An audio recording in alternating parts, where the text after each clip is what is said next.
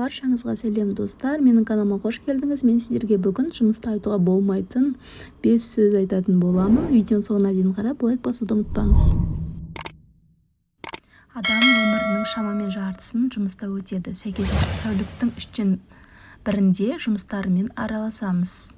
Қанша адам болса, сонша мінез бар. Ал әріптестермен сөз таластырып, кикілжің тудыру бедел мен кәсіби репутацияға сын. Әр жұмыскердің өз болмысы, коммуникациялық ерекшелігі бар. Әсіресе жұмысқа жаңа келген қызметкерлер сыпайылық пен көмекке зәру болады. Дегенмен қандай адам болмасын, жұмыстың этикеті бар және ол сақталуы тиіс. Жұмыста ағаттық пен артық сөз айтып қоймас үшін біреуге айтуға болмайтын 5 түрлі сөзге назар аударыңыз. Ең бірінші бұл менің шаруам емес. Бұл сөз өте дөрекі. Жұмысыңыз қанша қарбаласып жатса да, әдеппен созбай сыпайы ғана жауап беруге тырысыңыз. Оның орнына бұл шаруамен қызметкердің аты бағарғаныңыз жөн деп көмектесіп жіберіңіз. Сен қателесесің деген сөз. Дәл осы сөзді шорт кесіп айтуға болмайды. Бұл кеңсе этикетіне жат. Оның орнына өз пікіріңізді білдіріп, мен келіспеймін, ол үшін келісуге болады, сіз қалай ойлайсыз деген сыпайы диалог құру керек.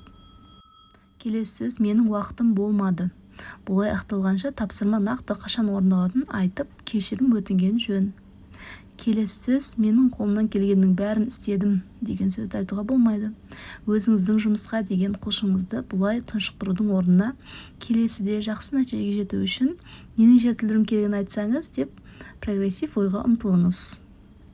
Келесі, бұл тек 1 минут уақыт алады. Әріптесіңізді бұл тәсілмен көндіріп, оны осылайша шын сендіремін деу әбестік. Себебі 1 минутта біте қоятын шаруа кемде-кем. 1 минут уақыт алады деп алып, жұмысыңыздың одан да көп уақытын аласыз.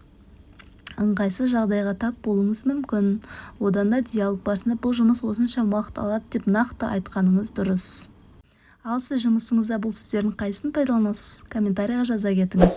Егер сізге осындай видео ұнайтын болса, каналға тіркеліп лайк басуды ұмытпаңыз.